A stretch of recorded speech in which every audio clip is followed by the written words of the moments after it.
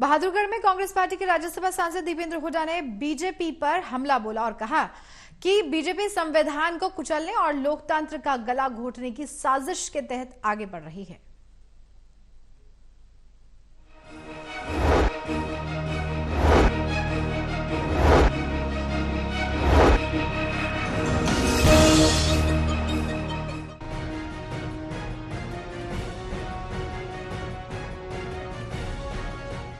कांग्रेस के राज्यसभा सांसद दीपेंद्र हुड्डा ने बहादुरगढ़ में आशीर्वाद समारोह में शिरकत की। इसका आयोजन राजेश जून द्वारा किया जा रहा था। समारोह में उमड़ी भारी भीड़ को देखकर सांसद दीपेंद्र उत्साहित नजर आए। उन्होंने अपने संबोधन में कहा कि इसी जन समर्थन के दम पर हरियाणा के हितों की लड़ाई लड़ रहे हैं। वहीं बीजेपी सत्ता बल, धन बल, साजिश और षड्यंत्र बल के दम पर लोकसभा चुनाव लड़ रही है। उसके पास गिनवाने के लिए न कोई काम है और न ही बताने के लिए कोई उपलब्धि, लेकिन कांग्रेस अपने विकास कार्यों का लेखा जोखा लेकर जनता के बीच जा रही है। कोई वो नहीं है कि भाई कोई व्यक्तिगत कोई किसी से विरोध हो।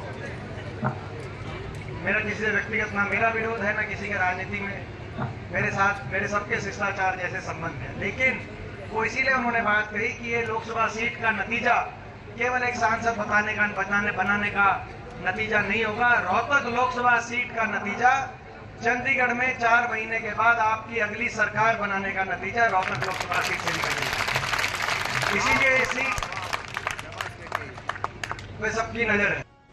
वहीं दीपेंद्र हुड्डा ने बीजेपी पर हमला बोलते हुए कहा कि बीजेपी ने बहादुरगढ़ समेत पूरी रोहतक लोकसभा क्षेत्र के साथ इस कदर भेदभाव किया कि कांग्रेस विकास के जिन कार्यों को छोड़कर गई थी, 10 साल बाद भी वो वहीं अटके पड़े हैं। लेकिन इस बार रोहतक लोकसभा की जीत विधानसभा चुनाव के नतीजे को तय करेगी। हरियाणा में एक बार फिर कांग्रेस की सरकार बनेगी और मेट्रो को रोहतक तक लेकर जाने, अंडरपास, दूसरी तरफ के बाईपास और दिल्ली की तर्ज पर बहादुरगढ़ का रिंग रोड बनाने के कार्यों को अमली जामा पहनाया जाएगा।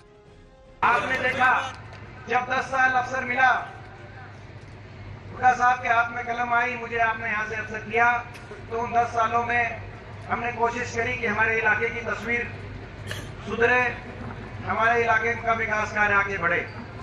कहीं उससे पहले अब याद करो, ये रोहतक रोड ये भी पूरा हाईवे नहीं था।